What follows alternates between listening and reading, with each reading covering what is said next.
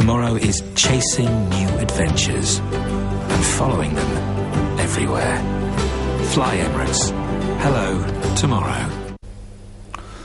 13வது திருத்தச் சட்டம் தமிழரின் உரிமை, அதனை நாங்கள் விட்டுக் கொடுக்க முடியாது என மீள்குடியேற்ற பிரதி அமைச்சர் விநாயகமூர்த்தி முரளிதரன் தெரிவிக்கிறார்.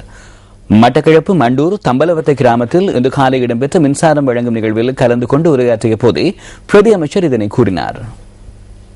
எல்லாரும் பேசிட்டுறாங்க 13வது சட்டம் தரணும், எங்களுக்கு அடிக்கினாக 13வது சட்டம் வேணும் என்று ஜனாதிபதி சொல்லிருக்கோம்.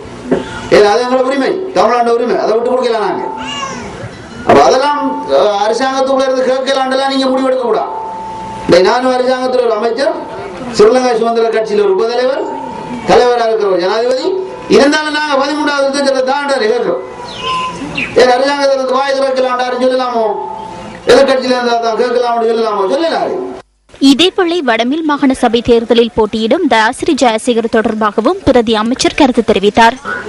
அண்மையில கூட உங்களுக்கு தெரியும், ஐக்கிய தேசிய கட்சியிலிருந்து தயாசிரி ஜெயசேகர் சொல்லி ஒரு பலமான ஒரு உறுப்பினர் வந்து சேர்ந்து இப்ப வாயம்பாண்டு சொல்ற இடத்துல மாகாண சபை தேர்தல் நடக்க அதுல போட்டிடுறாரு.